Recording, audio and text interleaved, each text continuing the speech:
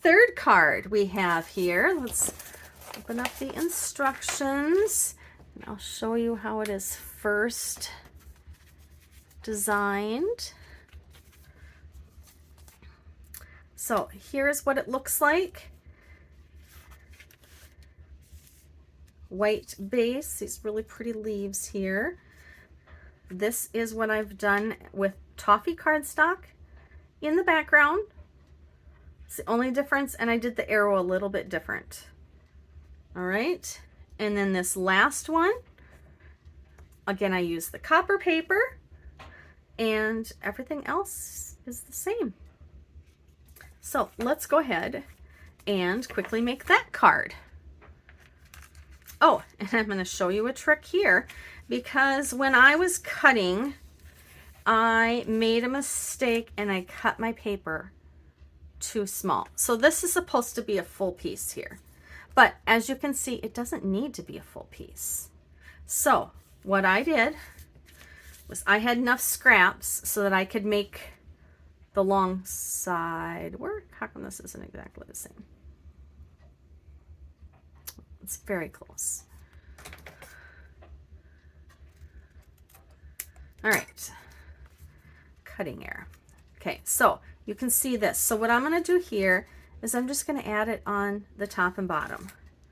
So I'm going to line it up so that it is going to appear to be the full length.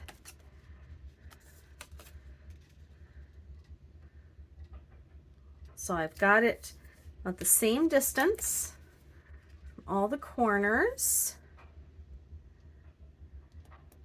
And there we go. So I just eyeballed that. You can also use your ruler along the edge and make sure that it's the exact measurement that it needs to be. Now I'm going to follow the instructions for this piece so that everything else lines up. So this says it's a 3/4 from the bottom. So I'm going to use my Versamat and line it up there. And then everything else is just going to line up on top. So again, these, I'm going to use the darker side of that. I think it uses the lighter. I'm going to use the darker. And this is how I like to do my little strips as well. And then just rub that adhesive off there. And then we've got 2 of these. I'm going to put adhesive on them both at the same time so that I know I'm using the same color for both, so I don't flip it around by mistake. So I'm putting adhesive on the light side so that I can use the dark side. So I will start by putting one here. And then we're going to add our white. You could stamp on this first if you want. I'm just going to do it on the card right now. Almost messed that up, didn't I? All right. And then this goes on the top of that white. Another trick I forgot to show you earlier. So let's just imagine. So one thing I will do is I'll cut off, like this yellow is just a hair longer, right? I'll just flip it over and snip it off. So what if this is too short? Well, now I can't show you. Okay, so on the bottom, let me show you on the bottom because I want you to see me do it, because you're going to go say, what? All right. So let's take this one off and let's pretend that it was not long enough. So when I go to line it up, let's say it's short on that side.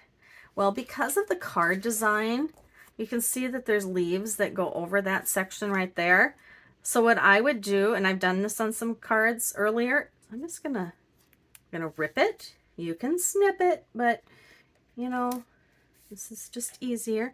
And then I would move this over and there would be a gap right there. But you're going to cover up the gap with the embellishments. So think of that when things don't line up. Maybe they're not cut quite right. Maybe you don't have enough paper, like this, this top one that I didn't have quite enough. You're not even going to know, because once we get all the paper on here, look at there. It looks the same. Don't even notice it. Other than I feel like the measurements are off on the bottom because It says 3/4 up, but there's more space on the top, which that's fine too. That's a way to make it different. Actually, they're all like that. Must be supposed to be that way. It's just hard to tell from the picture. Okay, so we are going to add a little bit. Now I already have ink on here, so I am just gonna see if I have enough to, and I sure do, put in the center there for the sentiment to go on. I am going to do, I did happy birthday on all the other ones, so I'm going to do thanks so much. Right in the center there. And you'll notice I do not always use the cushion on the bottom when I'm stamping. Most of the time I do, but when you're just using small stamps like this, you can usually get away with it. If I was using a larger stamp or a more solid stamp, I would for sure be using that on the bottom. All right, next I'm going to use, let's see, what color do I want? I did a copper one with the outside. All right, we're just going to go with, I think we're going to go, well, what do you think? What do you think? I think I'm going to do the copper. I like the copper. All right. That in the center there, and you can see that I could just move that to cover almost all of it up already. All right, now I'm going to swap these around so that I can do these leaves. These are so pretty. Get my adhesive off there.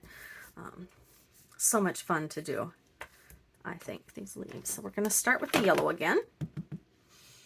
And I'm going to do most of the top of this one. This one I'm going to do this side, but I am definitely going to overlap part of it. And then this, I'm going to do the tip, but I'm going to go down farther in the center there. All right, and we've got our orange. We're going to do this one, and then I'm going to kind of blend it in a little bit. See how nice that looks when you have it blended over a little bit. So you have just the tip, but add a little bit of blending, and it just kind of completes the look. All right, then this one, whew, got quite a bit of orange on that one. Just go light-handed. I don't get too much on there. And then we've got the rosemary. Tip on this side. I'm kind of moving it so that I don't get it in the orange ink that I was just in before. All right, and this I'm going to go back with the yellow to blend that a little bit better. All right, so those are done. We'll add them to our card here. Clean up, close up the inks. Put adhesive on these. Oh, and then we've got an arrow to put on there yet too. All right.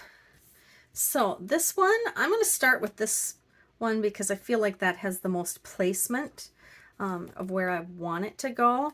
And then these, sometimes I will put pieces together first before I put them down. So I like how these, if I can overlap them like that, I just like how they intertwine a little bit better. And then I can figure out how I want them on my card here. And I think I want them overlapped quite a bit, like that. All right, now we need that arrow. I've already gone ahead and added mocha. I did to all of those, sponged them. So that's already done. So if it looks a little darker, that's why it is. Put your arrow wherever you want there.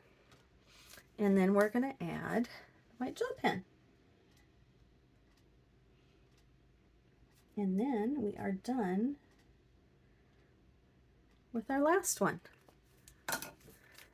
And I say last one because That's the third card. But the fourth card, here is my card. I cut all the pieces and I just didn't care for this last one. I was going to do it anyway, but I just decided this just isn't me. I don't care for it. So I thought I would just let you know that even though I cut everything for it and it's all ready to go, it's just not appealing to me. And so I'm just not going to do it. And that's okay. You don't have to do all the cards that are in the kit. I'm going to save these bases and use them for something else. I'm going to save these scraps and make a different card. I actually think this card, I just envision this more on a standard size card than on the slim line. I just don't care for the look of it on the slim line. So I give you permission to not do what you don't like. You don't have to follow the instructions. And I have all these. I cut those too. And you saw how I put those in here for later. So maybe I have enough. Maybe I'll make a scrapbook page because that's a lot of leaves. And they're so pretty when they're finished. So there we have it. Let's go over. Actually, before I do that, we'll go through the finished cards. I want to show you how I clean my sponges, my brushes. So I take a baby wipe and I just rub it like this. I like things to be clean, but I really don't care to run to the bathroom and clean this out and wait for it to dry. So this is good enough. I can see when my wipe becomes clear. And then I just stick this right back in that cup that I showed you earlier. I'll stick it in here and it can dry. And it does not take long. So I will do that with all of mine.